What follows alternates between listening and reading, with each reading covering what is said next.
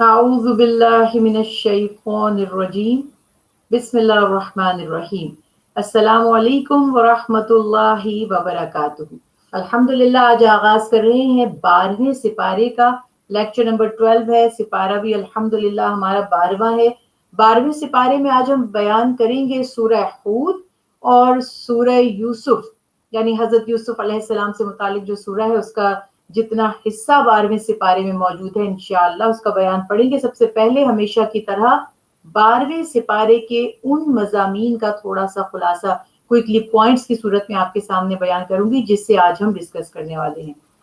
12ویں سپارے کی ابتدا میں، جو کہ سورہ ہود سے ہو رہی ہے، اللہ سبحانہ تعالی نے اپنے ہر نبی کو اپنی ہدایت کا پیغام دے کر جو ان کی قوموں تک بھیجا ہے اس کا بیان ہے۔ ابتدا میں قرآن کی عظمت اور اس کی شان بیان کی گئی ہے، قرآن پاک کے محکم ہونے کی جو بڑی وجہ ہے وہ بتائی گئی، توحید کے دلائل بیان کیے گئے، اور وہ لوگ جو اللہ کو نہیں مانتے ان کی ضد اور ان کے بغض کا تذکرہ کیا گیا۔ پھر منکرین کو 3 بار چیلنج کیا گیا، اس میں انسانوں کے جو 2 گروہ بن گئے اس کا بیان کیا گیا۔ پہلے گروہ کی مثال دی گئی، پھر دوسرے گروہ کی کیا مثال ہے انشاءاللہ اس پر بیان کریں گے۔ قرآن کا ایک انداز جو بہت ہی دلچسپ اور بہت عجیب ہے اس کا بیان ہے۔ تکوینی آیات اور تشریعی آیات، یہ کیا ہے، اس سے کیا مراد ہے، اس کی کیا اہمیت ہے، اس کا بیان ہوگا۔ اس کے بعد وحی، نبوت اور قرآن کا تذکرہ۔ پھر مشرکین مکہ اچھی طرح جانتے تھے کہ قرآن حق ہے اور محمد مصطفیٰ صلی اللہ علیہ وسلم اللہ کے سچے رسول ہیں، اس کا تذکرہ کیا گیا۔ اللہ کے نبی کس طرح غیب کی خبریں دینے والے ہیں اور حبیب خدا نے کیسے غیب کی خبریں دی، قرآن پاک میں کیا احکامات ہیں، کہاں عبرتیں ہیں، کہاں نصیحتیں ہیں، اس کا بیان۔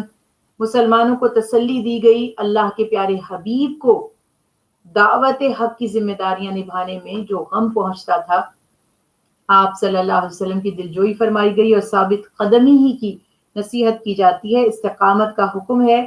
اللہ کے حبیب تو یقینی طور پر اس پر قائم تھے، امت رسول اللہ صلی اللہ علیہ وسلم کے لیے حکم ہے۔ اور آپ صلی اللہ علیہ وسلم نے سورہ ہود کی اس آیت کا تذکرہ کیا جس کے بارے میں فرمایا کہ مجھ پر اس سے زیادہ سخت کوئی آیت نہیں گزری، اور جو آپ نے اس کو اپنے بڑھاپا آنے کے سبب بھی بتایا، اس پر بات کریں گے۔ نافرمان بستیوں کی اللہ سبحانہ تعالیٰ کیسے پکڑ فرماتے ہیں، سرکش قوموں کی گرفت جب ہوتی ہے، جب ان پر اللہ کا عذاب ہوتا ہے، کیا حال ان کا ہوتا ہے اور کیسے وہ صفائے ہستی سے مٹ جاتی ہیں، اس کا بیان ہے۔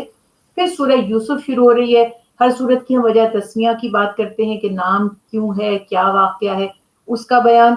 اس واقعے کی جو خوبی ہے، دیکھیے قرآن پاک میں انبیاء علیہ السلام کے واقعات مختلف انداز میں، مختلف صورتوں میں، کہیں کم کہیں زیادہ بیان ہوتے ہیں، تکرار ہوتی ہے، بار بار ریپیٹ کیے جاتے ہیں واقعات۔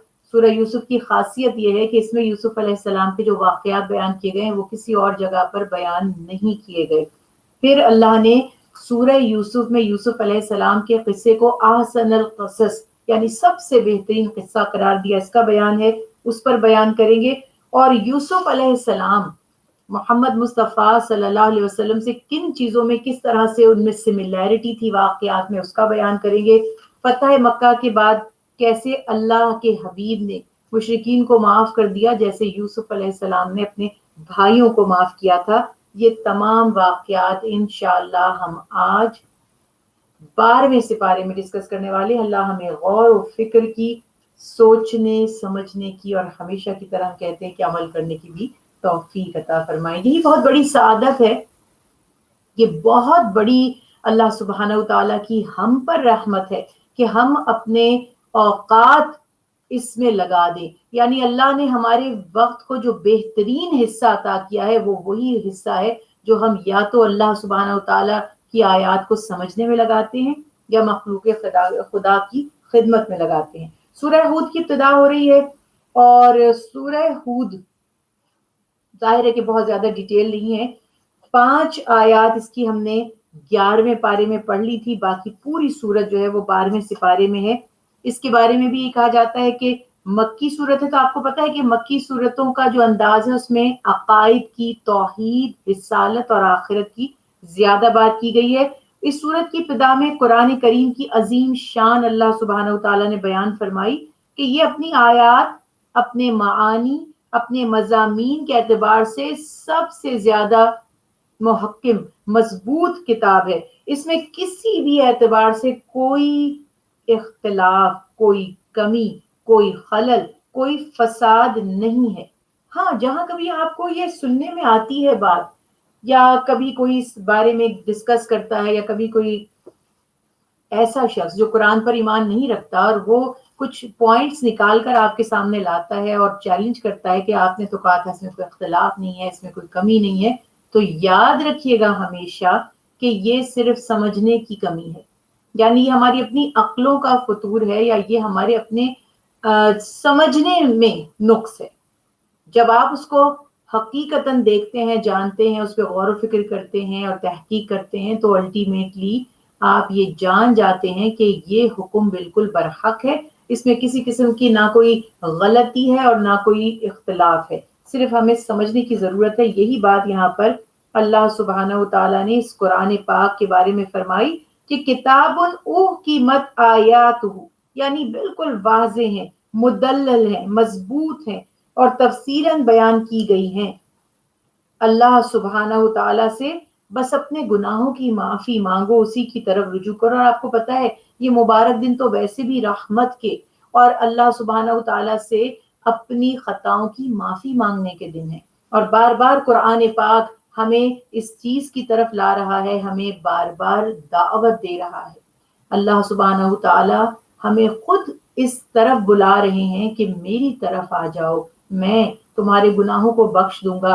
اور توبہ قبول کرنے والی ذات بھی صرف اور صرف اللہ سبحانہ و تعالیٰ کی ہے۔ اور یہ دیکھیے کتنی بڑی خوش قسمتی ہے کہ دنیا میں ہی ہمیں ایک موقع ملتا ہے کہ ہم اللہ سبحانہ و تعالیٰ سے اپنے گناہوں کو بخشوا لیں۔ وہ ہستی ہے جو ہمارے ظاہر پوشیدہ کو جانتی بھی ہے اور ہمارے اعمال کا حساب بھی کرنے پر قادر ہے، اور سب سے بڑی بات یہ کہ ہم اتنے بے بس ہیں کہ اس کی سلطنت سے نکل کر کہیں بھاگ بھی نہیں سکتے۔ تو ہمیں اللہ سے اپنے خطاؤں اور گناہوں کا ہمیشہ سے اعتراف کر کے توبہ کرتے رہنا چاہیے۔ اس کے بعد اللہ سبحانہ و تعالیٰ نے یہ بھی بیان فرما دیا کہ قرآن اس لیے محکم ہے، یعنی سب سے زیادہ مضبوط اور واضح دلیل ہے، کیونکہ یہ اس ذات کی طرف سے ہے جو خود ہر شے کا جاننے والا ہے، چاہے مستقبل ہے جو بھی ہمارے ساتھ ہوا نہیں، جو ہم نے دیکھا نہیں، چاہے وہ جو سالوں پہلے ہمارے ساتھ واقعات گزر گئے، ہمارے جو افعال اعمال تھے، ہماری کمزوریاں، ہماری نفسیات، ہمارے دل کی کیفیات، ہم کیا کر چکے ہیں، کیا ہم کر رہے ہیں اور ہم کیا کرنے والے ہیں، اللہ سبحانہ و تعالیٰ کو سب باتوں کی خبر ہے۔ پھر توحید کے دلائل پچھلی صورت کی طرح اس میں بھی دیے گئے ہیں۔ کتاب اللہ کی عظمت بیان کرنے کے بعد اللہ سبحانہ و تعالیٰ توحید کی دلیل دیتے ہیں، جو توحید ہماری یقین کی بنیاد ہے۔ دیکھیے دو طرح کی چیزیں ہمیں کلیئر سمجھ آتی ہیں جب ہم نظام کائنات پر غور کرتے ہیں۔ ایک پہلا نقطہ ہمارے سامنے آتا ہے کہ یہ پورا نظام بغیر کسی بنانے والے کے نہیں بنا، اور دوسرا پہلو ہمارے سامنے کائنات ہی کے نظام سے آتا ہے کہ وہ بنانے والا وحدہ لا شریک ہے، یکتا ہے، تنہا ہے۔ کیونکہ کسی اسٹیٹ میں، کسی ملک میں، کسی نیبرہڈ میں، کسی کنٹری میں، کسی قصبے، کسی ٹاؤن میں اگر ایک سے زیادہ مینج کرنے والے لوگ ہوتے ہیں، ایک سے زیادہ سپروائزر ہوتے ہیں، ایک سے زیادہ لیڈرز ہوتے ہیں، ایک سے زیادہ حاکم ہوتے ہیں، تو وہاں کا نظام ایک جیسا نہیں رہ سکتا، اس میں یکسانیت نظر نہیں آئے گی، کیونکہ دو جو ہیں، چاہے وہ آپ انہیں خدا کہیے یا بادشاہ کہیے، وہ دو ایک جیسا نہیں سوچ سکتے، اور اگر وہ ایک جیسا سوچتے ہیں تو دو کی ضرورت کیا ہے؟ سوچنے کی بات ہے نا، کہ اگر دو لوگ ایک ہی جیسا سوچتے ہیں تو پھر ان کی ضرورت کیا رہتی ہے؟ ایک ہی کافی ہے پھر۔ اور اگر دو الگ الگ ڈائریکشن میں سوچتے ہیں تو پھر نظام میں بھی چینجز آتے ہیں۔ اگر اللہ کے سوا کوئی اور معبود ہوتا تو سورج کبھی مشرق سے اور کبھی مغرب سے طلوع ہو رہا ہوتا۔ سردیاں، گرمیاں، یہ جو ہمارے 4 سیزن ہیں، یہ اپنے وقت کے حساب سے نہیں آ رہے ہوتے، ان میں تبدیلی بھی آتی۔ تو یہ بہت سارے دلائل ہیں جو ہمیں بتاتے ہیں کہ ایک ہی رب ہے جو ساری مخلوق کا رازق ہے، خالق اور مالک ہے، چاہے انسان ہو یا جنات ہوں، چاہے چوپائے جاندار ہوں، چاہے ہواؤں میں اڑنے والے پرندے ہوں، چاہے سمندروں میں تیرنے والی مچھلیاں ہوں، اسے اپنی ساری مخلوق کی خبر ہے۔ وہ زمین پہ رینگنے والے کیڑے کو بھی رزق عطا کرتا ہے۔ کوئی پرندہ، کوئی جاندار، کوئی جانور، کوئی مخلوق بھوکی نہیں مرتی۔ اللہ سبحانہ و تعالیٰ نے سب کے رزق کا انتظام کیا ہے، اور سب جہاں ہیں وہیں اپنے رزق کو پا لیتے ہیں۔ اب یہ بات آپ سمجھیے کہ کوئی یہ کہے کہ اچھا تو پھر انسانوں کو بھی بیٹھے بٹھائے مل جانا چاہیے۔ اس کے بارے میں تعلیمات مصطفیٰ صلی اللہ علیہ وسلم یہ ہیں کہ پرندہ کبھی بھی اپنے گھونسلے سے جب اڑتا ہے تو خالی پیٹ واپس نہیں آتا، لیکن وہ ایفرٹ کرتا ہے۔ اصل مسئلہ یہ کہ ہم کوشش کریں۔ جب ہم کوشش کریں گے تو اللہ کا وعدہ ہے کہ رزق ہمیں ضرور ملے گا۔ یعنی ایسا نہیں ہوگا کہ آپ منہ کھول کر بیٹھ جائیں اور فوڈ آپ کے منہ میں آ کر آسمان سے گرنے لگے۔ یہ معجزاتی طور پر تو واقعات دکھائے گئے ہیں، لیکن یہ روٹین نہیں ہے، یہ نارمل بات نہیں ہے، یہ پریکٹس نہیں کی گئی۔ پریکٹس جو ہے وہ دنیا متحرک ہے، اس میں موومنٹ ہے، اور انسان کے زندہ اور مردہ ہونے میں موومنٹ کا ہی تو فرق نظر آتا ہے آپ کو بیسک۔ ایک اچھا خاصا شخص جو بول بھی رہا ہوتا ہے، جو سوچ بھی رہا ہوتا ہے، جو باتیں بتا بھی رہا ہوتا ہے اور بنا بھی رہا ہوتا ہے، پلاننگز بھی کر رہا ہوتا ہے، چل پھر بھی رہا ہوتا ہے، آپ کی مدد اور مختلف چیزیں بھی کر رہا ہوتا ہے، اور وہ ایک دم سے آپ کے سامنے ایک جسم کی صورت میں پڑا ہے۔ اس کی وہی آنکھیں ہیں، وہی کان ہیں، وہی ناک ہے، ہاتھ اور پاؤں سب ہیں، لیکن بس وہ بے بس ہے، وہ حرکت نہیں کر رہا۔ یہ ہے اس کی موت۔ تو یہ بات ہمیشہ یاد رکھیں کہ زندگی حرکت ہی کا نام ہے، اور اسی میں ہی ہماری بھلائی ہے، اور ہمیں اسی میں ہی زندگی گزارنی ہے۔ جانور بھی، پرندہ بھی، رینگنے والا کیڑا بھی ہلتا جلتا ہے، موو کرتا ہے، ڈھونڈتا ہے اپنا رزق، تو رزق کہیں آس پاس ہی ہوتا ہے، وہ اس کو ملتا ہے۔ تو یہ یاد رکھیے گا کہ رازق اللہ ہی ہے، بس تھوڑی سی کوشش کریں گے تو وہ بہت زیادہ آسانی عطا فرما دے گا۔ پھر بتایا کہ جو لوگ ان دلائل کو دیکھ رہے ہیں مگر اس میں غور و فکر نہیں کرتے، جنہوں نے اپنی آنکھوں پر ضد کی، یعنی بس نہ ماننے کی، بغض کی یا دشمنی کی پٹی باندھ رکھی ہے، وہ توحید کا انکار کرتے ہیں اور اللہ سبحانہ و تعالی کے کلام یعنی قرآن کو بھی تسلیم نہیں کرتے۔ اب ہمیں بھی یہ بات سوچنی چاہیے، ایز اے مسلم مجھے بہت اس چیز کی کمی محسوس ہوتی ہے کہ ہم بھی تو غور و فکر نہیں کرتے۔ ہم نے غور و فکر کو کچھ اہمیت نہیں دی بیسیکلی۔ دیکھیے اپنی روٹین میں کم از کم دن میں 10 منٹس، 15 منٹس یا 20 منٹس ایسے ضرور بنائیں جس کو آپ کہتے ہیں نا میڈیٹیشن، مراقبہ۔ بیٹھ جائیں اللہ کے کسی حکم پر، قرآن پاک کی کسی آیت پر، تعلیمات نبوی صلی اللہ علیہ وسلم کے کسی پہلو پر غور و فکر کریں، اس کو اپنے اعتراف سے ریلیٹ کریں، دیکھیں، سوچیں۔ جب آپ کو یہ عادت ہوتی ہے، پریکٹس ہوتی ہے، پھر تو آپ کا پورا دن یعنی آپ کے 24 گھنٹے سوائے اس کے کہ جب آپ سو رہے ہوتے ہیں اس کے سوا غور و فکر میں گزرتے ہیں۔ آپ کا مائنڈ کوئکلی موو کرتا ہے، سوچتا ہے، اپنے اطراف میں چیزیں دیکھتا ہے۔ اگر آپ گھر سے نکلتے ہیں اور اپنی گاڑی میں بیٹھتے ہیں، آپ جب تک اپنی ڈیسٹینیشن پر نہیں پہنچ جاتے، راستے میں بہت کچھ چیزیں آپ کو نظر آتی ہیں، آپ بہت غور و فکر کرتے ہیں، سوچتے ہیں، اس پہ اللہ کے نظام کو بھی سمجھتے ہیں، کائنات کے معیار کو بھی دیکھتے ہیں، آپ دیکھتے ہیں کون ٹھیک کر رہا ہے، کون غلط کر رہا ہے، ہمارے اطراف میں کیا ہو رہا ہے، کیا ہونا چاہیے۔ آپ ایک درخت کو دیکھتے ہیں، آپ کی نظر اس پر پڑ جائے، اس کی گھنی شاخیں، اور پھر جب موسم بدل جاتا ہے، اب جو لوگ ان کنٹریز میں رہتے ہیں کتنی حیرت ہوتی ہے کہ ایک دم سے جب یہ فال آتا ہے اور آٹم کا جب سیزن شروع ہوتا ہے، آپ دیکھتے ہیں ابھی یہ ہرے بھرے درخت تھے، آج بالکل جیسے کسی نے پینٹنگ ڈرا کر دی ہے، سوکھی ٹہنیاں ہیں۔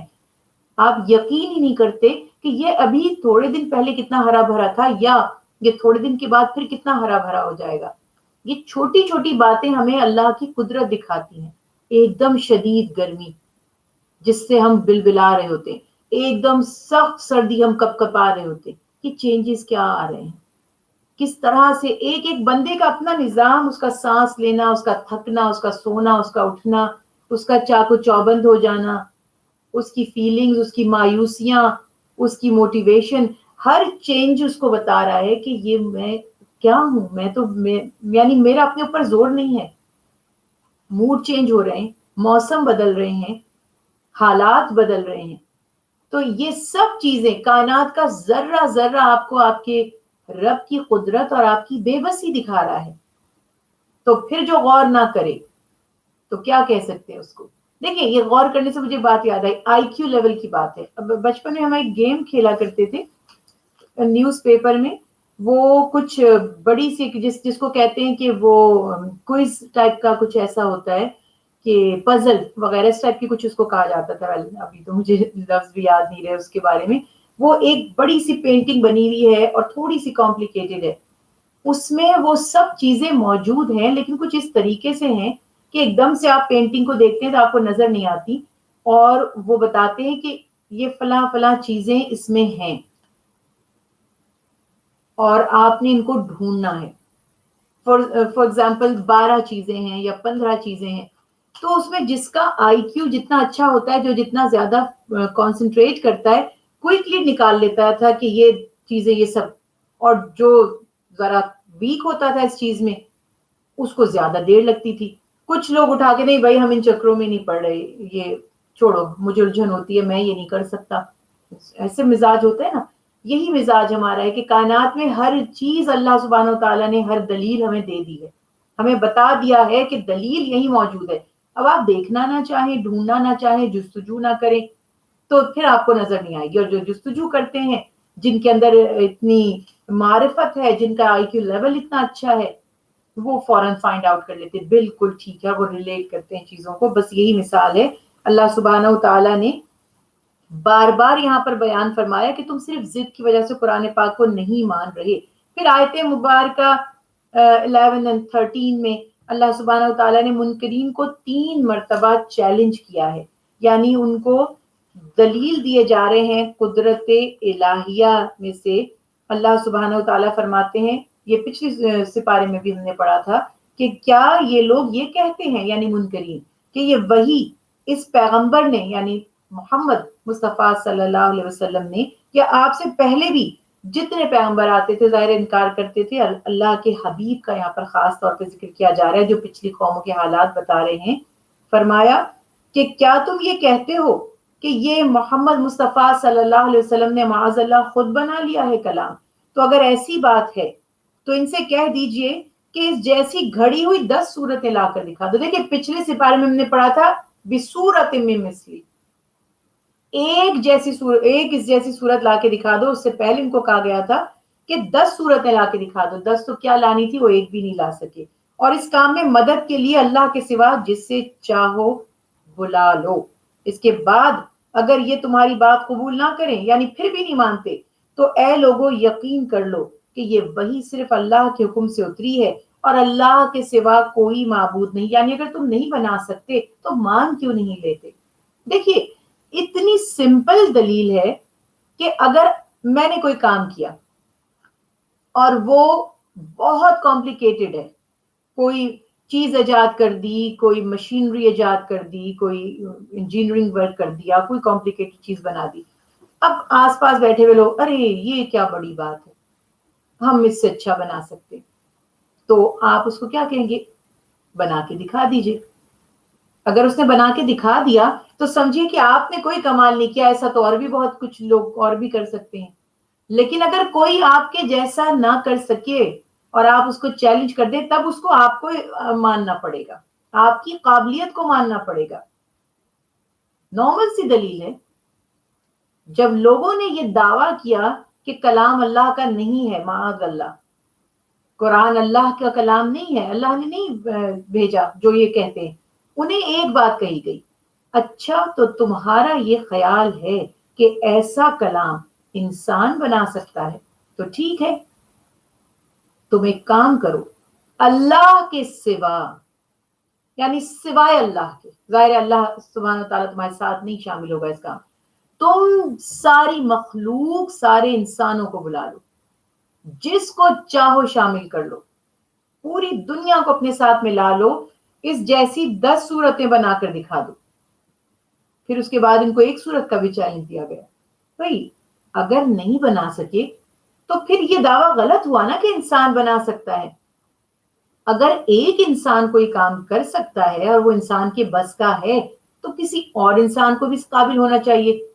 آپ کو پورا موقع دیا، آپ 5 سال لگائیے، 10 سال لگائیے، 6 سال لگائیے، 8 لگائیے، آپ ڈھونڈیے لوگوں کو اور ان کو اپنے ساتھ ملائیں اور بنا کر دکھائیں. آج تک کوئی ایسا نہیں کر سکا، اس کے جیسا کلام نہیں بنا سکا. اتنا خوبصورت کلام ہے یہ. تو پھر کیوں نہیں مان لیتے کہ اللہ کا کلام ہے؟ اب نہیں مان رہے تو وہ صاف ظاہر ہو رہا ہے کہ وہ محض ضد ہی ضد ہے اور کچھ بھی نہیں ہے. پہلی بار اللہ سبحانہ و تعالیٰ نے پورے قرآن پاک کو لانے کا ان کو چیلنج دیا تھا. پھر اس کے بعد دوسری دفعہ فرمایا کہ اس جیسا کلام لیا، دوسری دفعہ فرمایا 10 صورتیں لیا، پھر بھی نہیں. پھر اللہ سبحانہ و تعالیٰ نے جیسے سورہ بقرہ میں بھی بیان کیا تھا اور پہلے بھی ہم پڑھ چکے ہیں کہ جیسی ایک صورت بنا کر لے آؤ. تینوں بار اس چیلنج کو وہ قبول کرنے سے عاجز رہے. پھر اللہ سبحانہ و تعالیٰ فرماتے ہیں انسانوں کے 2 گروہ ہیں.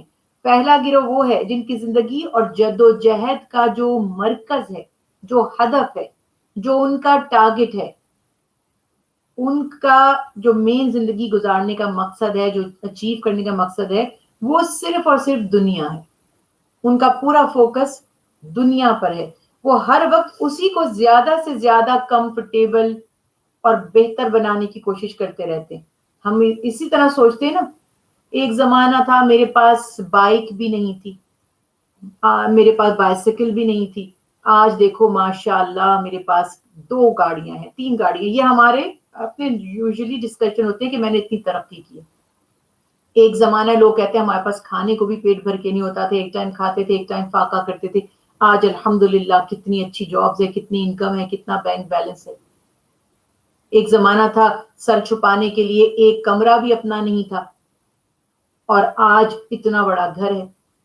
یعنی انسان انہی باتوں پر بیٹھ کر فخر کرتا رہتا ہے اور یہ سوچتا رہتا ہے کہ میں نے بڑی ترقی کر لی. اور ٹھیک ہے، ٹو سم ایکسٹینٹ آپ کہہ بھی سکتے ہیں، اس میں کوئی برائی بھی نہیں ہے. انسان کو حلال روزی کمانے اور اپنے لائف سٹائل کو اچھے سے اچھا بنانے سے شریعت نے بھی نہیں روکا، دین بھی نہیں آپ کو منع کر رہا. لیکن آپ کا اصل مقصد صرف دنیا کو ہی کمفرٹیبل بنانا ہے، جس کو آپ نے چھوڑ کر چلے جانا ہے.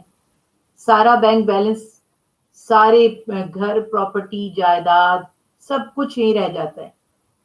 ایک دن میں ٹرانسفر ہوتا ہے، یا چلو تھوڑا پروسیجر میں ٹائم لگ جاتا ہے. آپ کے جو بھی نیکسٹ آف کن، جو آپ کے ریلیٹیوز ہیں، جو آپ کے لیگل جو ہیئرز ہیں، سب کے اندر جو بھی وارث ہیں لیگل، ان میں ٹرانسفر ہو جائے گا. وہ لیگل ایکٹیویٹیز ہیں وہ کریں گے اس کو. وہ یہ تو نہیں کہیں گے نہیں جی ہمیں نہیں چاہیے، بس ہمارا بندہ چلا گیا ہمیں کچھ بھی نہیں چاہیے. آبویسلی وہ اپنا اپنا حصہ لیں گے. تو ہم اس کی فکر میں ہیں. اس کے ساتھ ساتھ ہمیں یہ بھی سوچنا ہے کہ صرف دنیا ہی سب کچھ نہیں ہے. یعنی ہمیں آخرت کی یاد ہی نہیں آ رہی. دنیا میں ہم اتنا مگن ہو گئے ہیں، ہمارے مقابلہ، ہماری وہ جو کہتے ہیں نا چیلنجز اتنے بڑھ گئے ہیں دنیا کے کہ ہمیں وہ فرصت ہی نہیں دے رہے. جیسے کہتے ہیں نا عشق نے غالب نکما کر دیا، ورنہ آدمی ہم بھی تھے بڑے کام کے. تو یہاں میں عشق کہہ رہی ہوں فکر معاش کو، کہ اگر آپ کو تھوڑی فرصت ملے تو کبھی اللہ کو اور آخرت کو بھی یاد کریں گے. لیکن یہ روزی روزگار، یہ جابز، یہ ہمارے جو لیگل میٹرز اور ہمارے فائنینشیل میٹرز ہیں، یہ اتنے ہمارے اوپر حاوی ہو جاتے ہیں کہ ہمیں موقع ہی نہیں ملتا کہ ہم تھوڑا سا بیٹھ کے سوچیں، کہ کیلکولیشنز کریں کہ آج اگر میں نہیں ہوں تو میں کہاں ہوں، میری کیا کیفیت ہے، میرے ساتھ کیا جا رہا ہے. دوست تو چھوڑ آتے ہیں، سارے سبھی چھوڑ آتے ہیں، قبرستان سے واپس لوٹ آتے ہیں، پھر بیٹھتے ہیں، کھانا وانا کھاتے ہیں، 1 دن 2 دن 3 دن یاد کرتے ہیں، اور اس کے بعد سب اپنے اپنے کاموں میں لگ جاتے ہیں. ساری زندگی تو نہیں بیٹھے رہتے ہمیں یاد کرنے کے لیے، اور ہم بھی ایسے ہی کرتے ہیں. ہم کسی سے شکوہ کیا کریں. تو بات یہاں پر یہ ہے کہ آخرت کی فکر آخرت، کہ دنیا والے تو یہی رہ جائیں گے، آپ وہاں کس حال میں ہیں وہاں کوئی آپ کی مدد نہیں کر سکے گا. اس لیے اس حالت کو دنیا میں ہی بہتر بنا کر جائیں. پھر اللہ کا کرم اور فضل ہوگا کہ جب آپ کی اولادیں آپ کے لیے صدقہ جاریہ بنے، کچھ نیکی کریں، آپ کے رشتے دار آپ کو اچھے لفظوں میں یاد کریں اور آپ کی درجات کی بلندی اور مغفرت کی دعا کر دیں، دوست احباب اور کل امت مسلمہ آپ کی مغفرت کی دعا کر دے، یہ تو سبحان اللہ کیا ہی بات ہو جائے گی. لیکن اپنے طور پر اپنا بندوبست ہم نے کر کے جانا ہے. ہم نے یہ نہیں سوچنا کہ کہیں کسی اور سے ہمیں فائدہ ملے گا. اس لیے اللہ سبحانہ و تعالیٰ فرما رہے ہیں ایک گروہ کو تو بس دنیا کی فکر ہے، اسی میں ہی مگن ہے. دوسرا توفیق یافتہ گروہ ہے، جو سمجھداروں کا گروہ ہے، جو دور اندیشوں کا گروہ ہے، جو صرف ظاہری وقت کو نہیں دیکھتے، آگے کی بھی فکر کرتے ہیں. ایک بچے اسٹوری سن رہے ہوتے ہیں، وہ گراس اوپر، مجھے بڑی دلچسپ لگی وہ اسٹوری. دیکھیں بچوں کی چھوٹی چھوٹی اسٹوری سے بھی آپ کو کتنا سبق ملتا ہے. وہ ایک گراس اوپر اور اینٹس کی کچھ اسٹوری اس طرح کی تھی کہ جب ونٹر آنے والا ہوتا ہے تو جو چونٹیاں ہیں، آپ کو سب کو یہ پتا ہے کہ وہ چونکہ سب ہائپرنیشن میں چلے جاتے ہیں، بہت سے انسیکٹس وغیرہ اور جاندار، وہ چونٹیاں جو ہیں وہ پھر باہر نہیں نکل پاتی، تو وہ اپنا کھانا اسٹاک کرتی ہیں اور باقاعدہ ان کی پوری، اینی وے میں ڈیٹیل میں نہیں جا رہی، لیکن ان کا ایک منظم گروہ ہوتا ہے، ٹیم ہوتی ہے، پوری ٹیم ورک ہوتا ہے. پوری ٹیم میں سے لوگوں کی ذمہ داریاں ہوتی ہیں، وہ سارا فوڈ جمع کرتے رہتے ہیں. تو وہ اسٹوری میں کچھ انہوں نے اس طرح کا دکھایا کہ وہ جو گراس اوپر تھا وہ بس اپنے گیت گانے میں ہی لگا رہتا تھا، رائمز وغیرہ جو بچوں کی ہوتی ہے اس میں جو سنوایا انہوں نے. اب وہ اس کو چونٹیاں سمجھا رہی ہیں، اینڈ اس کو سمجھا رہی ہیں کہ سردی آنے والی ہے، ونٹر میں اتنی سنو ہو جائے گی، تم نے کچھ کھانا وانا جمع نہیں کیا تو تم کیا کرو گے. وہ کہتا ہے جب آئے گا تو دیکھا جائے گا. تو یہی ہوتا ہے، سنو ہوتی ہے شدید، اور وہ دکھایا انہوں نے کہ ان کا گھر بنا ہوتا ہے لکڑی کا، وہ تو اس میں مزے سے اپنا فوڈ سٹاک کر کے بیٹھی بھی کھا بھی رہی ہوتی ہیں، اور اب اس کو سردی لگ رہی ہے اور برف بہت زیادہ گر رہی ہے، اور یہ پریشان ہے کہ اب نہ تو میرے کوئی چھپنے کی جگہ نہیں ہے، کہ کوئی ٹھکانا نہیں ہے، کہ کوئی گھر نہیں بنایا، کوئی چیز ایسی نہیں بنائی جس میں وہ اپنے آپ کو موسم کے اثرات سے بچا سکے، فوڈ جمع نہیں کیا. تو وہ نوک کرتا ہے، وہ اینٹس کا جو گھر بنا ہوتا ہے ووڈ کا، اور پھر وہ سمجھ جاتا ہے کہ انہوں نے تو مجھے سمجھایا تھا، اور مایوس ہو کر واپس جانے لگتا ہے. تو وہ دروازہ کھولتی ہیں، اس کو اندر بٹھاتی ہیں. دیٹ واز سو، بہت ہی زیادہ، it was really really impressive. اتنا زیادہ وہ بہترین تھا، بہت ہی زیادہ ٹچی تھا، بہت زیادہ. اس میں وہ کیا کرتے ہیں کہ اس کو بٹھاتی ہیں، اس کو کپڑا پہناتی ہیں، گرم گرم سوپ اسے پیش کرتی ہیں، اور پھر وہ ریگریٹ کرتا ہے کہ انہوں نے مجھے سمجھایا تھا. نیکسٹ ونٹر میں وہ ایسا غلطی ایسی نہیں کرتا. یہ میں نے آپ کو ایک سٹوری بتائی ہے. آپ یہ دیکھیں کہ یہ چھوٹی چھوٹی سٹوریز ہماری تربیت کر رہی ہوتی ہیں ہمارے بچوں کی. یہ انٹرٹینمنٹ کے لیے نہیں ہوتی صرف، بلکہ یہ سکھانے کے لیے ہوتی ہیں، مگر ہم نہیں سیکھتے. اور اس میں آپ نے یہ دیکھا کہ وہ سمجھدار تھی تو وہ آگے کے موسم کی سوچ رہی تھی کہ ہمیں آگے کی فکر کرنی ہے، اور وہ اتنا دور اندیش نہیں تھا، وہ اس وقت میں مگن تھا کہ یہ میرا بڑا اچھا گانے میں اور ہنسنے کھیلنے میں وقت گزر رہا ہے، مجھے آگے کی ٹینشن لینے کی کیا ضرورت ہے. تو یہ بات، اچھا وہ جیسے انہوں نے سٹوری بنائی ہے وہ ویسی تو نہیں ہوتی obviously، لیکن یہ تو سچ ہے نا کہ وہ کھانا جمع کرتی ہیں اور اپنے آگے موسم کی تیاری کرتی ہیں. بہت سے جاندار کرتے ہیں. بہت سے ایریا میں جہاں پر اتنی برف باری ہو جاتی ہے یا لینڈ سلائڈنگ ہوتی ہے، وہ لوگ اپنا 6 مہینے کا کھانا بند کر کے وہ بتاتے ہیں کہ ہم تو دروازے سے باہر بھی نہیں نکل پاتے 4 مہینے 6 مہینے، تو ہم اپنا سارا کھانا گھروں میں سٹاک کرتے. تو یہ سوچئے، مجھے بتائیے کہ یہ سمجھداری ہے نا دنیا میں.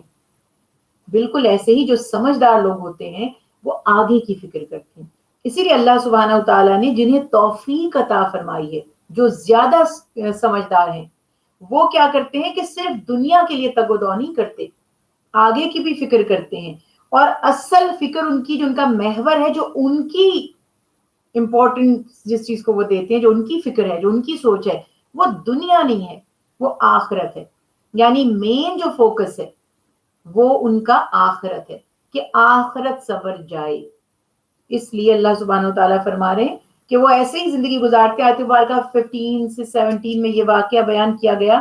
اس کے بعد اللہ سبحانہ و تعالیٰ نے دونوں گروہ کی اگزامپل دی کہ پہلے گروہ کی مثال اندھوں اور بہروں کی سی ہے. بالکل ایسا ہی ہے، جو بات کی فکر نہ کرے، وقتی خوشی میں ہی مگن ہو کر آگے کی زندگی اپنی خراب کر لے. آپ اس کو کیا کہیں گے؟ ظاہر ہے کہ یہ کہیں گے نا نادان ہے، کم عقل ہے. تو وہ اندھا اور بہرا ہے، شعور نہیں رکھتا، ہدایت کی بات سنتا نہیں. وہ بہرا ہے۔ پھر فرمایا دوسرے گروہ کی مثال ایسے ہے جیسے آنکھوں والا اور سماعت والا۔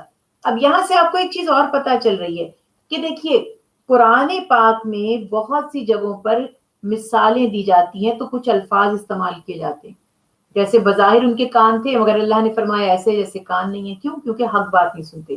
بظاہر ان کی آنکھیں تھیں مگر ایسا لگتا ہے کہ دیکھ نہیں رہے، کیونکہ ہدایت کی دلیلیں نہیں دیکھتے، کائنات میں چھپے ہوئے اللہ کے راز نہیں دیکھتے، قدرت کے دلائل نہیں دیکھتے، تو فرمایا اندھوں جیسے، بالکل ایسے جیسے قرآن پاک میں فرمایا گیا آپ مردوں کو سنا نہیں سکتے۔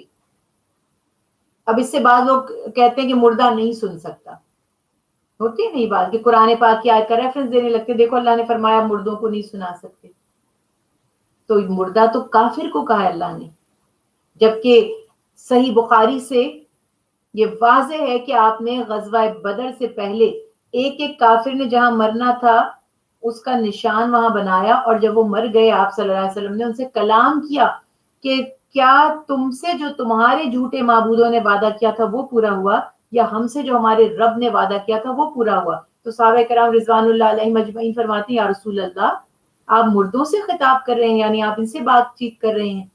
آپ نے فرمایا اللہ کی قسم وہ تم سے زیادہ میری بات کو سن رہے ہیں، یعنی میڈیکل پوائنٹ آف ویو سے بھی سائنس بھی بات کہہ رہی ہے کہ مرنے کو ڈونیٹ کر دیا جائے یا کڈنی یا اینی پارٹ آف باڈی۔ تو وہ بات یہاں پر آ گئی کہ قبرستان بھی ہم جاتے ہیں تو حکم ہے کہ اہل قبور کو سلام کرو اور مغفرت کی ان کے لیے دعا کرو۔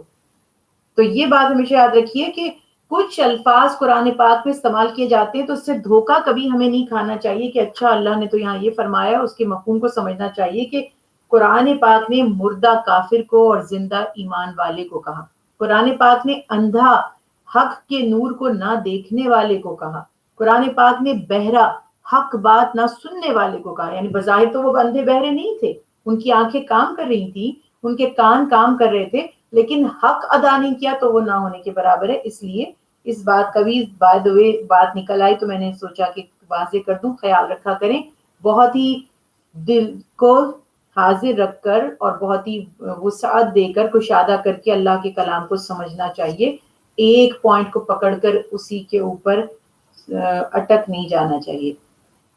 اس کے بعد اللہ سبحانہ و تعالیٰ ارشاد فرما رہے ہیں کہ قرآن پاک کا یہ مزاج ہے کہ دلائل کے ذریعے ظاہر کفار اور مشرکین کے نظریات کی تردید بھی کی، اور پچھلے جو واقعات تھے قوموں کے اور قصے تھے وہ بھی بیان کیے تاکہ دلائل کی تاکید ہو جائے، کہ واضح ہو جائے اور انسان سمجھ بھی جائے کہ پچھلی قومیں کس طرح کی باتیں کرتی تھی ہمارے جیسی اور پھر ان کا انجام کیا ہوا۔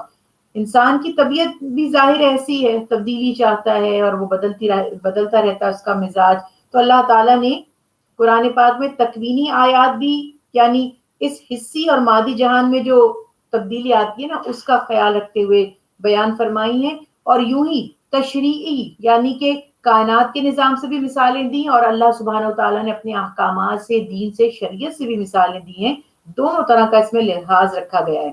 حصی جہان میں اگر آپ دیکھتے ہیں تو موسم کا بدلنا، جیسے بھی ہم نے بات کی تھی، کبھی کسی پھول کو کھلتے ہوئے دیکھا ہے؟ پرندے کس طرح سے پھولوں میں سے اپنا رزق نکالتے ہیں، مکھی شہد کی کیسے پھولوں میں سے رس چوستی ہے، یہ ساری کائنات کے نظام، موسم، بدلنے والے موسم، آب و ہوا، ہر چیز ہماری اللہ سبحانہ و تعالیٰ کی قدرت کی ہماری آنکھوں کے سامنے دلیل ہے۔ بلند پہاڑ، میدان، کہیں صحرا ہے، کہیں سمندر ہے، یہ سب چیزیں ہمیں اللہ سبحانہ و تعالیٰ کی قدرت کی دلیل دیتی ہیں، تکوینی جنہیں ہم دلائل کہتے ہیں، یا حصی جہان۔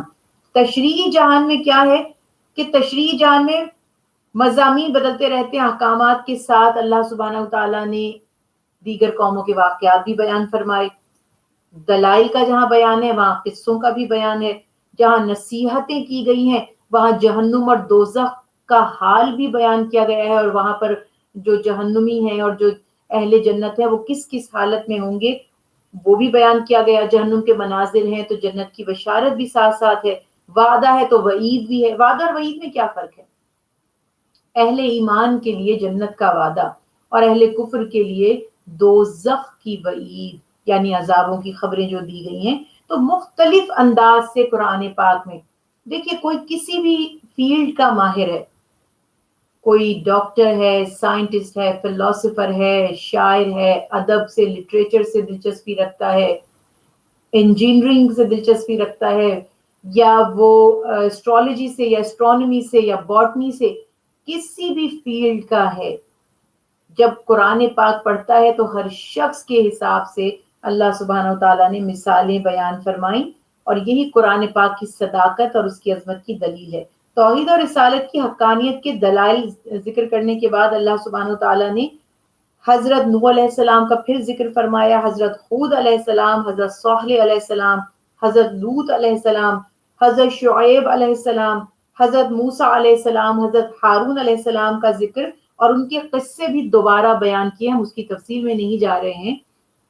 تمام قصے وحی کے ثبوت ہیں، تمام انبیاء علیہ السلام اللہ کے برحق، اللہ کے امین، اللہ کے بھیجے ہوئے معصوم، ہر خطا سے پاک اور اللہ کا پیغام پہنچانے والے انبیاء تھے، معجزات لے کر آئے، اپنی قوموں کی نصیحت، اپنی قوموں کو نصیحت کی، اپنی قوموں کی اصلاح کی کوشش کی، ایک وقت تک انہیں برائی سے، کفر سے، اللہ کی نافرمانی سے روکتے رہے۔ پھر اللہ کی سنت رہتی یہ تھی کہ جب ایک مخصوص وقت آ جاتا تھا جو یقیناً اللہ کے علم میں ہے کہ اب اس قوم میں سے کوئی ایمان نہیں لائے گا، حجت تمام ہو گئی، موقع پورا دیا گیا، سمجھایا بھی گیا، وقت بھی دیا گیا، پھر انبیاء کو حکم ہوتا تھا کہ آپ یہاں سے ہجرت فرما جائیں، اور ان قوموں پر اللہ کے سخت عذاب اللہ کی طرف سے آتے تھے، ان قوموں کا نام و نشان مٹ جایا کرتا تھا۔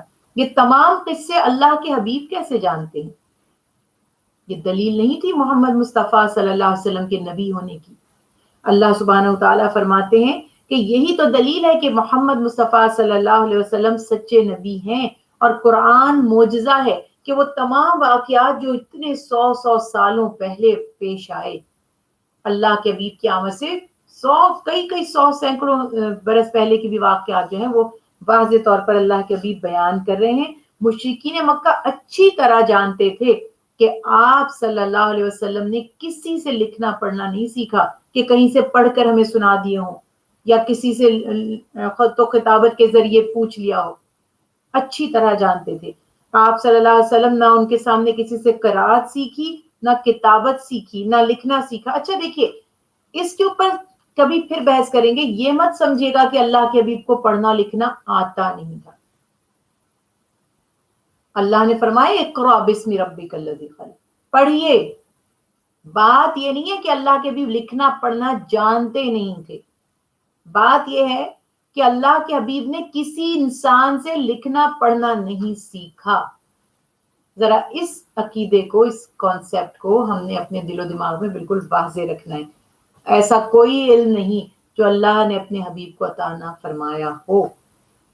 اسی لیے فرمایا کہ وہ کسی کے شاگرد نہیں تھے، جو سیکھا بذریعہ وہی اللہ سبحانہ و تعالیٰ سے براہ راست سیکھا، یہ بات ہے۔ اس کے باوجود ظاہر ہے کہ اتنے بہترین واقعات بیان کر دیے، کیوں نہیں یقین آیا ان کو کہ یہ واقعی اللہ کے نبی اور رسول ہیں؟ خود قرآن پاک نے بھی اس واقعے کو بیان کیا کہ انبیاء اور مرسلین کے واقعات اللہ سبحانہ و تعالیٰ جب بھی بیان فرماتے ہیں کہ یہ وحی ہے، نبوت ہے، جس کے ذریعے اللہ نے اپنے نبی کو سب خبریں دی، اور فرمایا اسی صورت کی آیت مبارکہ 49 کے حوالے سے اگر ہم بات کریں، یہ حالات اور واقعات غیب کی خبروں میں سے ہیں جو ہم نے آپ کی طرف وحی بھیجی، اس سے پہلے آپ یا آپ کی قوم انہیں نہیں جانتی تھی، یعنی بذریعہ وہی اللہ سبحانہ و تعالیٰ نے خبر دی، ورنہ اللہ سبحانہ و تعالیٰ فرماتے ہیں آپ تو وہاں موجود نہیں تھے۔ یعنی یہ لوگ تو جانتے ہیں نا اس بات کو کہ یہ نبی کریم صلی اللہ علیہ وسلم کے زمانے کے واقعات نہیں ہیں، پھر آپ نے کیسے اتنے ہر حرف صحیح بیان فرما دیے۔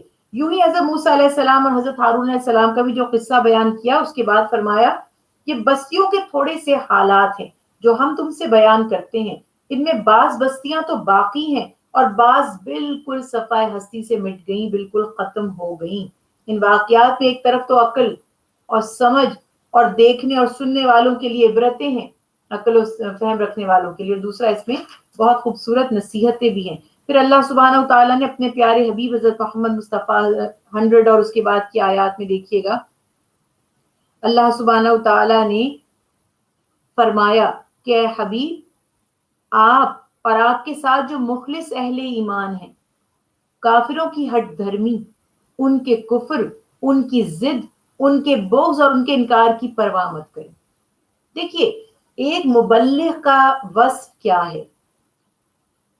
مبلغ کا کام ہے نیک نیتی، اخلاص اور محبت کے ساتھ حق کا پیغام آگے پہنچا دے، اس کے بعد ایک طرف ہو جائے، یعنی اس نے حق ادا کر دیا، اب غم میں اپنے آپ کو ہی نہ کہتے نا گھلتے جائیں کہ بھئی یہ ایمان کیوں نہیں لاتے، یہ کیوں انسان کے بچے نہیں بنتے، یہ کیوں نصیحت حاصل نہیں کرتے، یہ کیوں حق کے راستے پر نہیں آتے۔ یہ ہمارا مسئلہ نہیں ہے، ہم صرف دعا کر سکتے ہیں اور عملی کوشش کر سکتے ہیں۔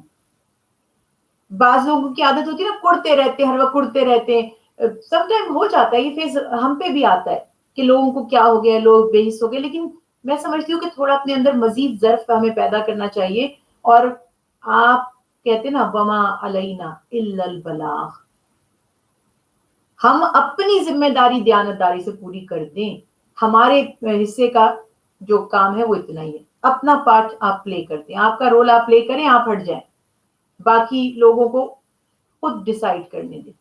تو یہ چیز یہاں پر ہے کہ اللہ کے حبیب، ہم تو خیر ہماری تو وہ لگاؤ ہی نہیں ہوتا، اللہ کے حبیب کی جو اپنی امت کے لیے محبت تھی، جو خیر خواہی تھی، اللہ کے حبیب جس طرح سے اپنی امت کے لیے راتوں کو روتے تھے اور اللہ سبحانہ و تعالیٰ سے ان کے ایمان پر آنے کی دعائیں فرماتے تھے، اور جو ایمان والے ہیں ان کی مغفرت کی دعائیں فرماتے تھے، اللہ سبحانہ و تعالیٰ فرماتا ہے حبیب کہ آپ ان کے پیچھے اپنی جان کو ایسے ہلاکت میں ڈال دیں گے، یعنی ان کا غم مت کریں، آپ نے اپنی ذمہ داری بہترین طریقے سے پوری کر کے حق ادا کر دیا ہے، اب اللہ نہیں چاہتا کہ آپ تکلیف اٹھائیں، آپ دکھی ہوں، آپ پریشان ہوں، آپ اپنے دل پر یہ بوجھ رکھیں، ان کا غم مت کریں جو ایمان نہیں لاتے۔ فائنلی پھر یہی کرتا ہے نا انسان، یہی سوچتا ہے کہ ہم کیا کہہ سکتے ہیں، ہم نے تو بہت سمجھایا تھا۔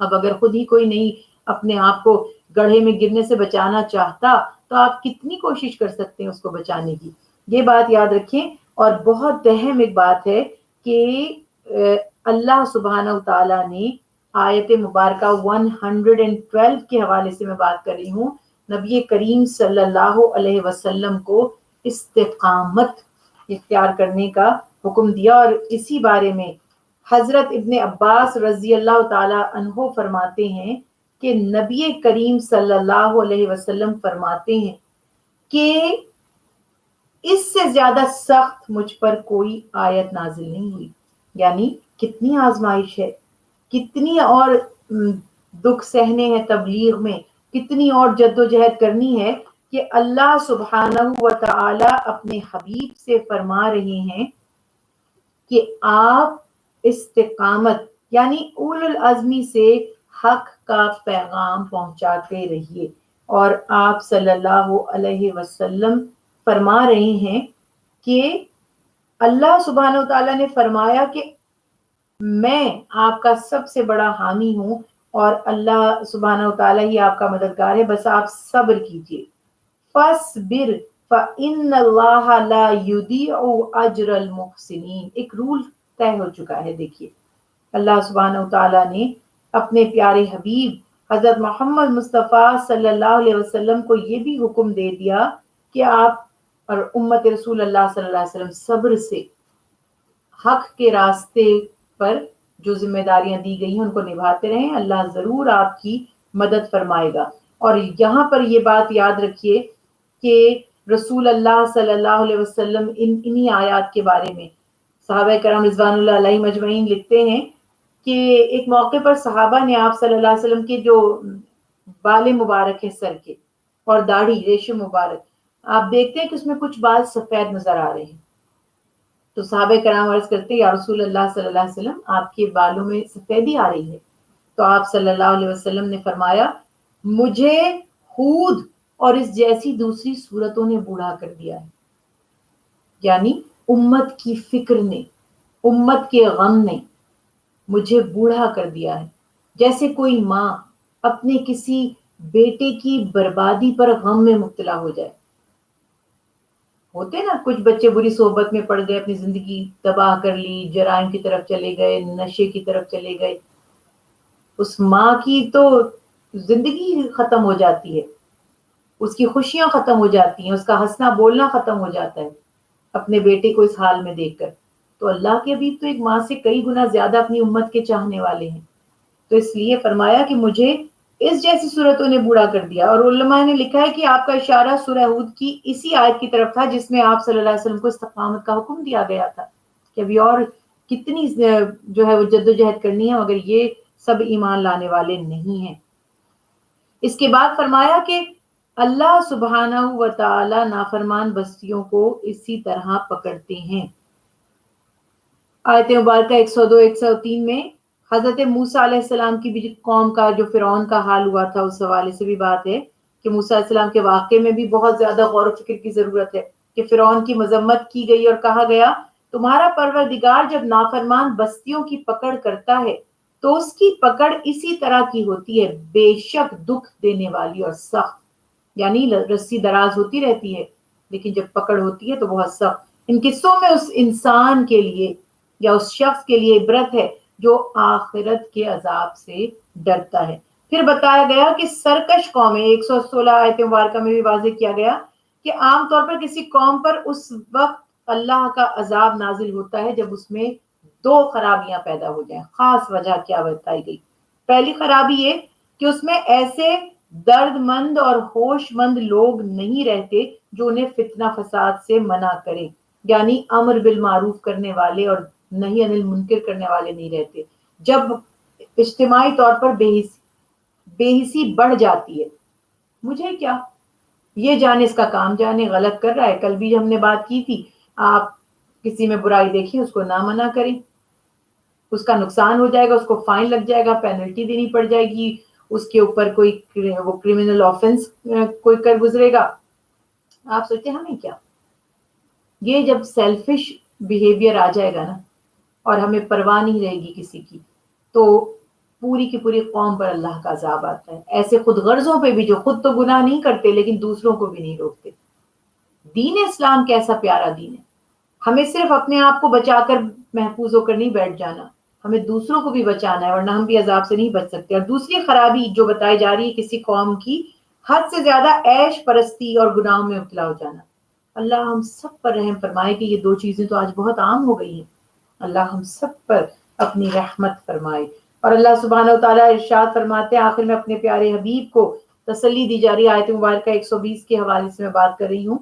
آپ صلی اللہ علیہ وسلم اور اہل ایمان کے لیے تسلی اور صبر و استقامت کے واقعات بیان کرنے کے بعد آخر میں فرمایا اے محمد صلی اللہ علیہ وسلم، جن انبیاء کے حالات آپ سے بیان کیے گئے ہیں ان کے ذریعے ہم آپ کے دل کو اور مضبوط کرنا چاہتے ہیں اور مضبوط رکھتے ہیں. ان قصوں میں آپ کے پاس حق آ گیا اور مومنوں کے لیے نصیحت بھی ہے اور عبرت بھی ہے. یعنی جو جیسا کرے گا اس کا نتیجہ ویسا ہی ہوگا.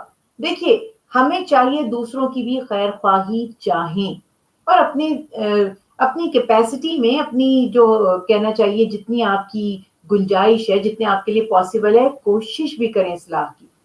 اگر ہم سب خود غرض بن گئے اور مفاد پرست بن گئے تو قوم کی اصلاح کون کرے گا؟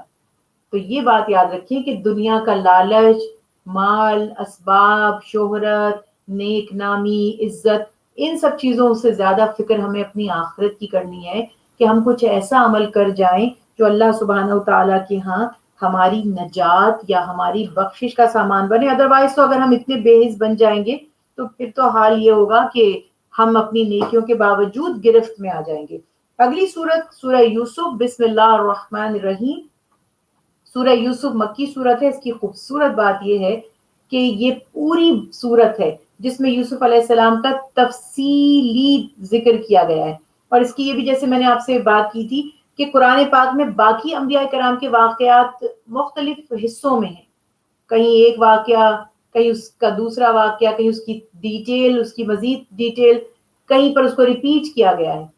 لیکن یوسف علیہ السلام کے قصے میں کوئی ریپیٹیشن نہیں ہے، کوئی اس میں یعنی قصوں میں نہیں ہے کہ تمثیل نہیں ہے ادھر آدھا واقعہ ادھر، بلکہ اللہ سبحانہ تعالیٰ نے پورے کے پورے واقعے کو ایک ہی صورت میں بیان فرما دیا ہے، اول سے آخر تک پورا کا پورا قصہ یوسف علیہ السلام کا اسی صورت میں۔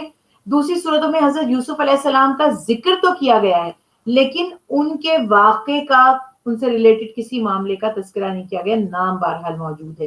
اہل علم نے کہا ہے کہ مخالفین نہ تو قرآن کے ان قصوں کا مقابلہ کر سکتے ہیں جو بار بار ریپیٹ ہوتے ہیں، اور نہ ہی اس ایک قصے کا مقابلہ کر سکتے ہیں، اور خود اللہ سبحانہ تعالیٰ نے یعنی قرآن پاک نے یوسف علیہ السلام کے قصے کو قرآن کا سب سے بہترین قصہ قرار دیا، یعنی یہ سچے واقعات ہیں، یہ من گھڑت کہانیاں نہیں ہیں۔ اللہ سبحانہ تعالیٰ ارشاد فرما رہے احسن القصص، یہ بہترین قصہ ہے، اس میں اتنی نشانیاں ہیں عقل کے لیے، سمجھ کے لیے، غور و فکر کرنے کے لیے، اس میں اتنے مختلف اینگلز کے ساتھ تربیتی پہلو ہیں کہ انسان حیران رہ جاتا ہے، اتنا جامع قصہ ہے، اتنا خوبصورت قصہ ہے۔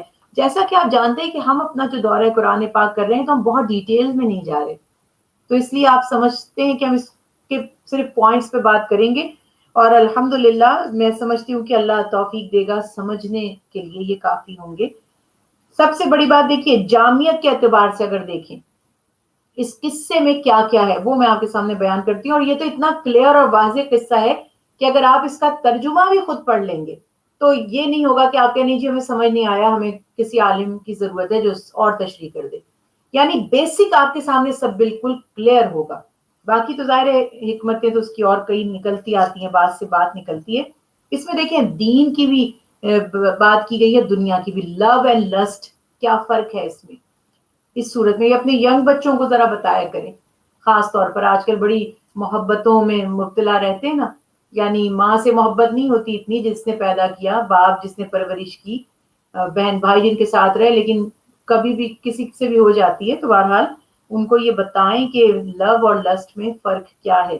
پھر اس میں توحید اور فقہ کی بھی بات ہے، سیرت کی اور دیگر انبیاء علیہ السلام کے جو یعقوب علیہ السلام ان کے بیٹوں کے حوالے سے جو بات کی، خوابوں کی تعبیر کا اس میں بڑا پیارا چیپٹر ہے۔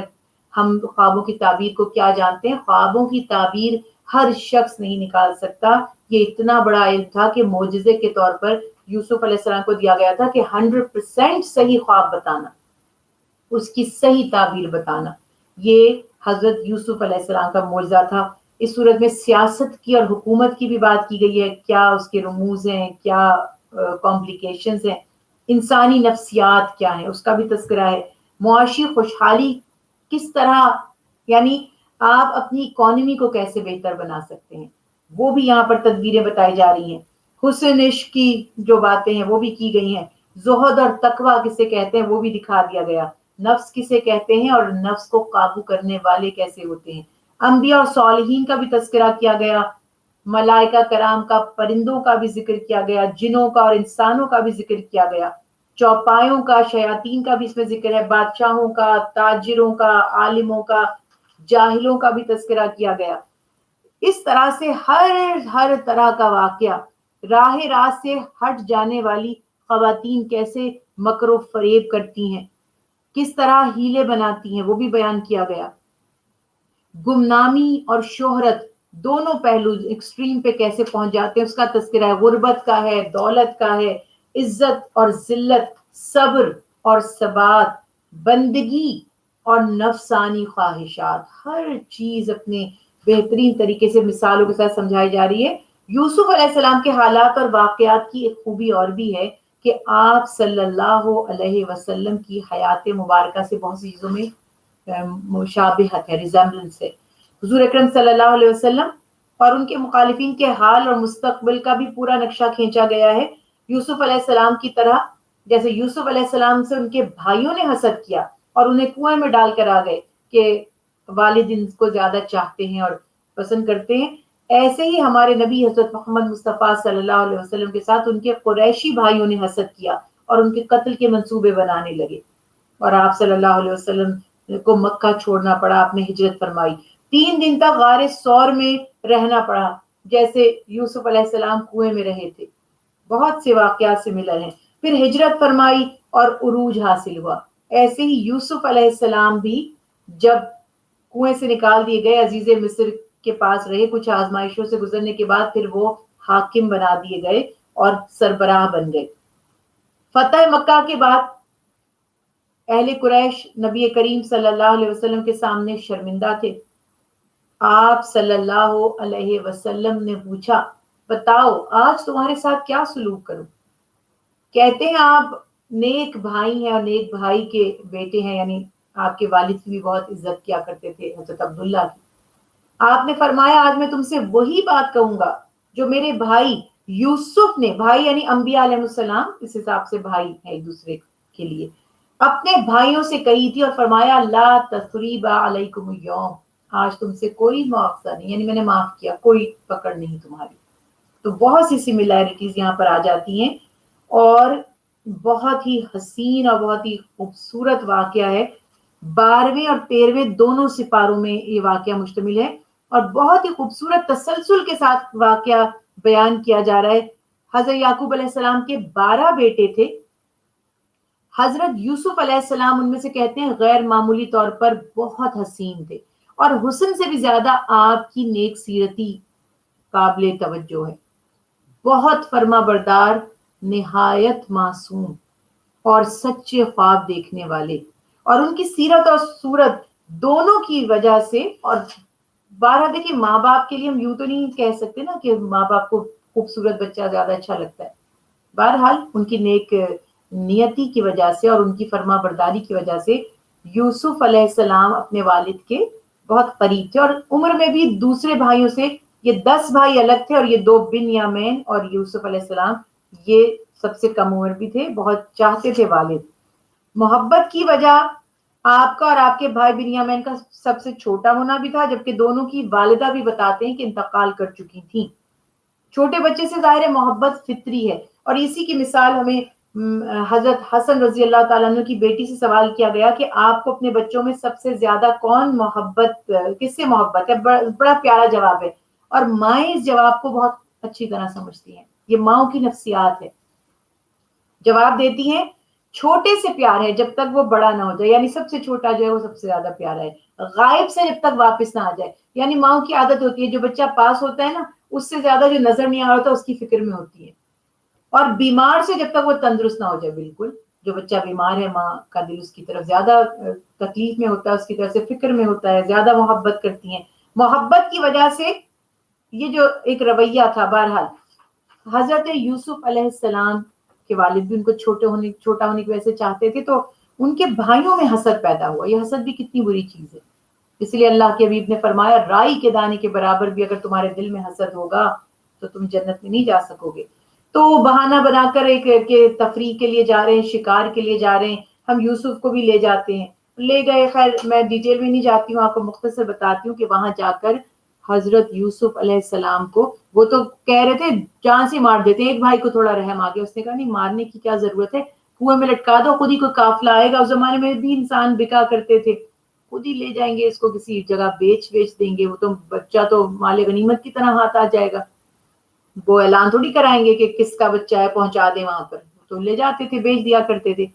تو وہاں سے قافلہ گزرا، وہی بات ہوئی، انہوں نے پانی نکالنے کے لیے جب ڈول ڈالا تو ڈول میں دیکھتے ہیں کہ ایک حسین چھوٹا سا خوبصورت سا معصوم سا بچہ ہے، وہ تو خوشی سے چیخنے لگے کہ ہمیں تو ایک بہت ہی زیادہ پیارا غلام مل گیا ہے، غلام لڑکے کو بھی کہا جاتا ہے۔ تو وہ قافلے والوں نے مصر جا کر ان کو فروخت کر دیا، عزیز مصر نے خرید کر گھر رکھ لیا، بعض کہتے ہیں کسی نے خرید کر عزیز مصر کو تحفے میں دے دیا۔ بہرحال کہنے کا مقصد یہ ہے کہ وہ وہاں پر بک گئے غلام کی حیثیت سے اور عزیز مصر تک پہنچ گئے۔ عزیز مصر جو ہے نا مصر کے بادشاہ کا لقب ہوا کرتا ہے، اس زمانے میں جو مصر کا بادشاہ تھا اس کے بارے میں لکھا جاتا ہے زلیخا نام کی اس کی بیوی تھی۔ جب پہلے وہ وہاں رہ رہے تھے، جب وہ ذرا اور جوان ہوئے اور پورے اپنے حسن پر بالکل صحیح جوانی کی عمر میں جس میں حسن عروج پر ہوتا ہے پہنچے، تو زلیخا ہی ان سے محبت کرنے لگی اور ان پر عاشق ہو گئی۔ اس نے انہیں برائی کی دعوت دی، اور یوسف علیہ السلام نے اس کی دعوت کو ٹھکرا دیا. یہ دیکھیں ہمارے آدمی کہتے ہیں کہ ہم تو خواتین کو دیکھتے ہیں تو ہم برائی کی طرف آ جاتے ہیں. یعنی وہ بادشاہ کی بیوی بھی ہے اور ظاہر ہے وہ بھی کوئی گئی گزری تو نہیں ہوگی, خوبصورت ہی ہوگی, اور اندازہ لگائیں کہ خود برائی کی طرف بلا رہی ہے. تو حضرت یوسف, اور پورا کہتی ہے کہ مطلب رازداری کی بھی دعوت, ضمانت دے رہی ہے سب. یوسف علیہ السلام نے فرمایا, کہتی کوئی نہیں ہمیں دیکھ رہا, تو فرمایا اللہ دیکھ رہا ہے. تو یہ تقوی جس کے دل میں ہو اسے دنیا کی کوئی بھی طاقت برائی کی طرف نہیں اکسا سکتی اور مجبور نہیں کر سکتی. یہ بات یہاں پر ہمیں سکھائی گئی اور بتائی گئی کہ اللہ سبحانہ تعالیٰ, اور انہوں نے یہ بھی فرمایا کہ میں کیسے خیانت کروں اپنے مالک کے ساتھ جس نے مجھے یہاں رکھا, مجھ پر احسان کیا, اور پھر اللہ کا بھی ڈر. یہ دونوں باتیں بہت خوبصورت تھیں. اور جب یوسف علیہ السلام نے اس کی دعوت کو ٹھکرا دیا, اب ظاہر انا بھی مجروح ہوئی, اور جیسے قصص الانبیاء کے حوالے سے اگر ہم بات کرتے ہیں تو پتہ یہ چلتا ہے کہ جیسے وہ یوسف علیہ السلام کی کرتے کو کھینچ رہی تھی اور یوسف علیہ السلام دروازہ کھول کر باہر نکل رہے تھے, تو اسی دوران عزیز مصر سے سامنا ہو گیا. تو وہ خاتون نے فوراً اپنا اسٹیٹمنٹ بدل لیا کہ اب کہیں میں نہ بدنام ہو جاؤں, تو کہنے لگی کہ یہ مجھ سے برائی کی نیت رکھتے تھے, اور ان کو قید میں ڈلوا دیا گیا. گو کہ بعد میں یہ ثابت ہو گیا, اور وہ جو آپ نے سنا ہے کہ پورا واقعہ بیان کیا گیا ہے کہ قمیض جو تھی وہ اگر آگے سے پھٹی ہوتی تو پتہ چلتا کہ خاتون ریزسٹ کر رہی ہیں, اور خدا نخواستہ یوسف علیہ السلام کی طرف سے کوئی واقعہ ہوا. قمیض تو پیچھے سے پھٹی تھی یوسف علیہ السلام کی, یعنی کوئی جا رہا ہے, آپ اس کو پیچھے سے روکنے کے لیے اس کی قمیض کو کھینچ رہے ہیں. لیکن کیا ریزنز تھے؟ اب قصص الانبیاء پہ آپ 100% تو نہیں کہہ سکتے کہ اس کا ہر واقع سچا, اسرائیلی روایات سے ہم نے لیا ہے بہرحال, مگر یہ تھا کہ اسی میں بہتری تھی. عزیز مصر کو لگا کہ بات باہر نہ نکل جائے یا بدنامی نہ ہو جائے, اور یوسف علیہ السلام بھی خاموش ہو گئے, اور سوچا کہ یہ پھر عورت مجھے نہ برائی کی طرف اکسائے اور مجبور نہ کرے, تو میں قید خانے میں رہوں گا, کم از کم میں اس کے شر سے یا برائی سے محفوظ رہوں گا. قید خانے میں ان کا جانا بھی حکمت تھا. وہاں پر جو قیدی موجود تھے وہاں انہوں نے ان کو دعوت حق دی, انہیں اللہ کی وحدہ لا شریک کی اس کی عبادت کی طرف راغب کیا, اور انہیں خوابوں کی تعبیر بھی بتائی. تو بادشاہ وقت کے خواب کی صحیح تدبیر بتانے کی وجہ سے جو اس وقت کا بادشاہ تھا, یعنی یہ عزیز مصر کا قصہ جو ہے وہ ختم ہو رہا ہے. وہ جو وقت کا بادشاہ تھا اس کو جب پتا چلا کہ سچی تعبیر دینے والے ہیں تو اس نے ان کو قید سے نکالنا چاہا. انہوں نے فرمایا پہلے گواہی لو عورت کی اور ساری خواتین کی جو مجھ پہ الزام لگایا تھا, جب تک وہ واضح نہیں ہوگا میں قید خانے سے نہیں نکلوں گا. ساری خواتین نے, زلیخا نے بھی گواہی دی, عزیز مصر کی جو زوجہ تھی, کہ ہم ہی غلطی پر تھے اور یہ بہت امین اور دیانتدار اور پاک دامن انسان ہے. تو وہ گواہی ان کی ہو گئی. پھر ان کو خزانے, تجارت اور مملکت کے جو دیگر معاملات تھے ان کا وزیر بنا دیا گیا, یعنی اچھا عہدہ دے دیا گیا. دوسری طرف مصر اور اس کے آس پاس قحط کی وجہ سے غلہ ختم ہو گیا تھا, اناج ختم ہو گیا تھا. تو آپ ہی کے بھائی اناج لینے کے لیے پتہ چلا کہ یہاں پر اناج موجود ہے مصر میں ادھر, تو ان لوگوں کے پاس, تو وہ وہاں آ گئے اور انہوں نے وہاں سے غلہ لیا اور پہچانا نہیں یوسف علیہ السلام کو. یوسف علیہ السلام نے اپنے بھائیوں کو پہچان لیا. پھر انہوں نے تدبیر کی کہ تم چھوٹے بھائی کو بھی اگلی دفعہ لانا تو اور اناج دوں گا. پھر بنیامین کو بھی لایا گیا اور وہ ان کے پاس پہنچے.